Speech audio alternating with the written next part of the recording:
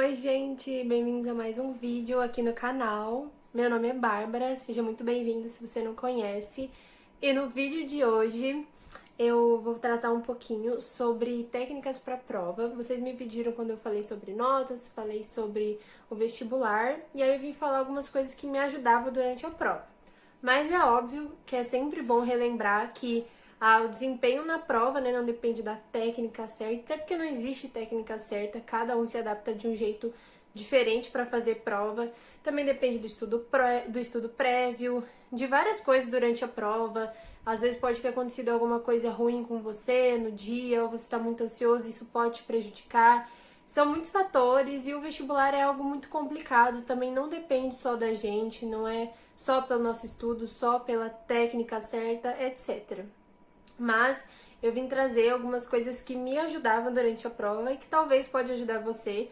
E isso é bom para testar, por isso que eu sempre falo da importância do simulado. O simulado, isso tanto seja em cursinho ou em casa, você imprimindo a prova, porque aí você começa a se conhecer e entender como funciona melhor para você fazer a prova. Então, tudo que eu tô falando aqui, eu testei várias vezes em simulados no cursinho. Eu tive o privilégio, eu fiz o cursinho, 2 anos. Se você quiser saber mais, eu vou deixar linkado o vídeo aqui que eu falo um pouquinho mais sobre isso. E eu testei bastante simulado. E imprimia também provas para fazer em casa. Mas, se você não pode, não tem condições de fazer o cursinho, testar, fazer os simulados no computador ou imprimir provas, eu acho que isso é muito válido para você testar o que melhor você se adapta para o dia da prova não ser algo tão surpresa e você já ter se preparado mentalmente, por mais que a gente saiba que no dia o nervosismo é algo muito grande, né? A primeira fase, que são as questões objetivas, que inclusive talvez isso ajude na segunda fase desse ano, né, por causa da quarentena, da pandemia, que a segunda fase vai ser objetiva também. Eu intercalava as matérias, eu intercalava humanas e linguagens com exatas e biológicas. Por quê? Eu acho que isso me ajuda a não ficar tão cansada, porque você fazer muitas questões de humanas te cansa, e linguagem, né, te cansa porque é muito texto. E você também fazer muitas questões de exatas cansa, porque você tem que ficar sempre pensando, raciocínio da conta, etc. E isso depende, claro, da pessoa. Mas eu gostava de intercalar porque eu acho que eu não ficava tão exausta de fazer o mesmo tipo de exercício. E eu começava, por exemplo, se eu não me engano, a matéria que eu começava era história, porque era uma matéria que eu gostava. Tinha texto, mas não era tão cansativa e me ajudava a começar a me concentrar na prova. E aí eu ia passando, se eu não me engano, depois ia para matemática, e algo muito importante na parte de exatas. Eu tentava fazer todas as questões, mas eu não perdia muito tempo. Se era uma questão que eu claramente via que eu não sabia fazer, eu não ia ficar tentando aquilo naquele momento. Eu ia anotar, circulava a questão e falava: bom, faço isso no final da prova. Isso seja para exatas, química, física e matemática. Então eu ia fazer, eu tentava algumas questões se tivesse com dificuldade, mas sempre tendo uma noção do tempo. Eu ficava, nossa, estou muito tempo nessa questão, então eu vou deixar anotado, deixo até onde eu parei e passo para a próxima. Então eu ficava intercalando. E aí essas matérias que eram um pouco mais densas, eu deixava para o meio da prova, porque eu já estava um pouco mais concentrada, mas eu também não estava tão cansada como se eu deixasse para o final da prova. Então, como matemática, física, linguagens eu fazia no meio da prova, né? Porque tem muito texto, então exige concentração. Então, se você tá muito cansado ou muito afobado, pra mim não ajudava. Então, esse no meio da prova era o momento ideal pra mim.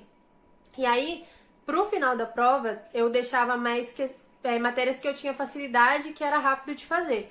Por exemplo, biologia, eu deixava geografia, eu deixava inglês, que eram questões mais tranquilas pra mim e não exigiam tanto, assim, eu não tinha que ficar fazendo muitas contas, ou eu não tinha que ler textos muito cansativos, e eram matérias que eu tinha mais facilidade, como biologia e inglês. E aí, no final da prova, eu retornava para aquelas questões, por exemplo, matemática, física, que eu tinha deixado, e aí eu tentava fazer.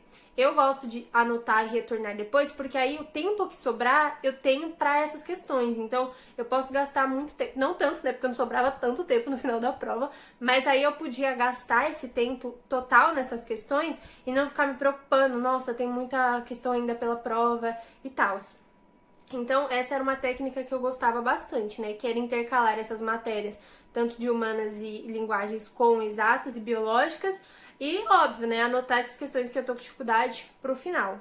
E uma coisa que eu sempre fazia nessas provas objetivas era passar o gabarito página. Toda página que eu terminava, eu já passava o gabarito, porque uma das coisas que eu morria de medo era passar a questão errada. Já aconteceu comigo no vestibular, mas era, por exemplo, acho que foi uma vez e era tipo uma questão. Então, se você deixa pra passar tudo no final, tem grandes chances, né, de você se atrapalhar, você errar, ou tá com o tempo muito corrido, você ter que passar e acontecer alguma coisa de errado. Então, conforme você vai fazendo, você já vai preenchendo o gabarito, você já tem meio que a chance, né, a certeza de que aquilo ali já tá garantido pra você. Bom, na segunda fase, que são questões dissertativas e menos questões, mas mais trabalhosas, eu tinha uma técnica um pouco diferente. Eu percebia que se eu lesse todas as questões no começo, né, não ler tudo assim, nossa, já vou pensar em fazer. Era ler e falar, tá, isso daqui fala disso, isso daqui fala disso, nananã, eu conseguia me planejar melhor. Mas eu não sei se isso é bom pra todo mundo, porque, por exemplo, se você é uma pessoa que já é mais ansiosa ou tem essa dificuldade, né, e você vê, nossa, tem esse tema que eu não sei, essa questão é uma questão que eu tenho dificuldade, nossa, eu já não sei, talvez isso seja prejudicial pra você. Então, não sei se vale tanto a pena essa dica. Mas, pra mim, eu gostava porque eu conseguia me planejar. Eu lembro que abri a segunda fase, a prova da segunda fase, né? Todo mundo já tava começando a fazer. Aí eu ia, olhava a prova, entendi. Tem esse tema, esse tema, esse tema. E por que eu gostava de ler as questões antes? Porque, por exemplo, se eu tivesse travado numa questão, sei lá, tô fazendo, no caso, considerando a Unesp, né? Que no segundo dia, se eu não me engano, tem todas as outras matérias, exceto linguagens, né? E redação, que eu vou falar um pouquinho depois. Eu tinha uma noção do que caiu naquela prova. Então, nossa, eu tô demorando nessa, eu vou para aquela questão que eu tenho facilidade. Então, eu já termino, então eu já ia eliminando essas questões que eu já sabia como ia fazer e não ficava tão nervosa. Então, isso me ajudava muito, né? E uma coisa que eu, pelo menos, sempre fazia, eu já fazia direto a caneta, porque na prova da Unesp é muito, muito, muito corrido. Eu lembro que no dia que tem todas as matérias, eu terminei assim nos últimos segundos. Isso que eu não fiz nenhuma caneta ou nenhuma resposta a lápis. Eu ia fazendo tudo a caneta. Óbvio, né? Você vai pensar, tem a parte do rascunho, você vai rascunhar mais ou menos como é a sua resposta. Aí eu vou falar disso, aí uma setinha pra isso, pra isso, pra isso, pra isso. Entendi como eu vou fazer? E aí você começa a escrever. Mas aí a sua letra tem chance de ficar mais entendível, né? Porque se a gente faz correndo, tem chance de virar quase um hierógrafo. E você consegue, depois você não tem a preocupação de perder uma questão porque você fez a lápis, né? Então, óbvio, fazer a parte de exatas talvez valha a pena você fazer a caneta ou a lápis, né? Eu fazia essa parte a lápis, mas as que eram de texto e tal, eu já fazia a caneta porque senão depois eu ia levar muito tempo para passar a caneta e talvez não fosse dar tempo. Mas exatas, como eu falei, é um caso à parte, né? Porque você está fazendo conta, talvez você possa errar, e é pouca coisa para passar a caneta, né? Não é um texto gigante, você tem que passar só aquele conteúdo mais rápido. E no dia que tinha redação e português, eu normalmente fazia a redação primeiro, eu sempre fiz a redação primeiro, em todos os vestibulares que tinha redação, porque você tá com a mente mais fresca, né? E eu acho que demanda mais você criar uma redação do que você responder várias perguntas no caso, mas redação é algo muito abstrato, assim, né? Você tem que tirar da sua mente, tem que criar um texto enorme. Mas sempre, obviamente, fica de olho no tempo, né? Isso depende muito da prova, né? Eu uso mais o exemplo da Unesp, mas depende muito da prova. Isso é a importância do simulado. Se você treinou muitas vezes, você sabe que você responde as questões dissertativas rápido, você tem mais tempo para redação. Mas se você se conhece, você sabe que você leva mais tempo, né, um tempo grande para responder as questões bem, você tem que treinar fazer a redação em menos tempo, né? Sem ficar de olho no cronômetro, né? Porque a partir do momento que você vê, nossa, estou muito tempo aqui, você já corre, responde umas questões. Mas eu gostava de fazer a redação primeiro, eu fazia, né, o rascunho e depois eu passava limpo, porque quando você faz a redação, você tá com a mente, né, a mil lá fazendo a redação. Depois você vai fazer o português, você faz, você meio que esquece por um tempo, né, da redação. Quando eu ia voltar para passar a redação a limpo, isso eu deixava um bom tempo para passar a redação, né, tipo, acho que os 30 minutos finais, eu olhava, ou mais, eu não lembro exatamente, perdão. Eu lia tudo de novo e você já tá com uma mente mais fresca, então você consegue reparar os outros erros. Então, o que eu fazia? Eu fazia redação inteira, mas não passava limpo.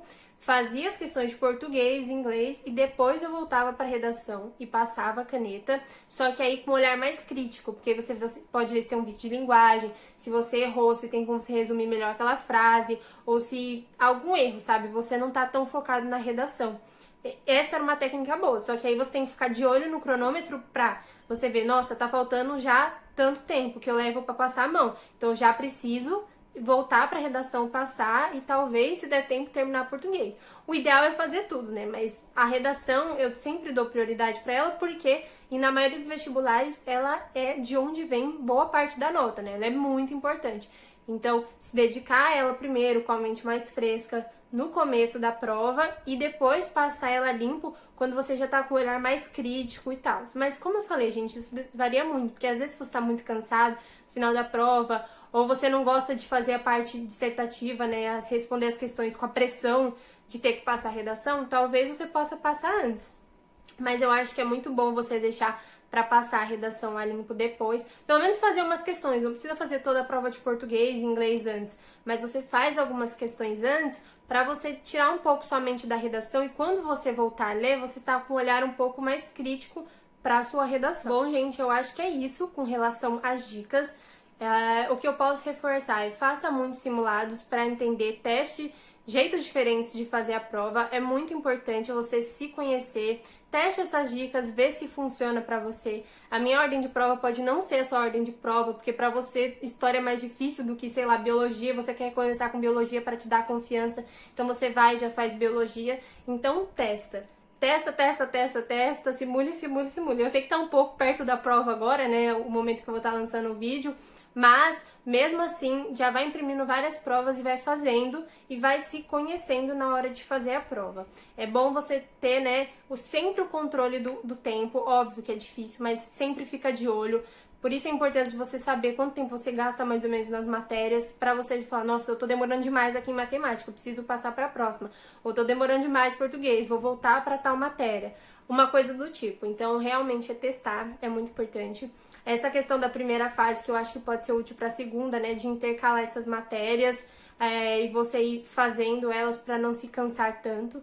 Mas também não posso dar tanta opinião na segunda fase desse ano de que vai ser em 2021, né? Porque, né, nunca fizemos desse jeito, é um jeito novo. Mas é isso, gente. Eu espero que tenha sido útil pra vocês. Então me conta aqui embaixo se você tem alguma dica diferente, o que você gosta de fazer na prova, o que funciona, o que não funciona pra você. E é isso. Muito obrigada por ter assistido o vídeo até aqui. Um beijo e até o próximo vídeo.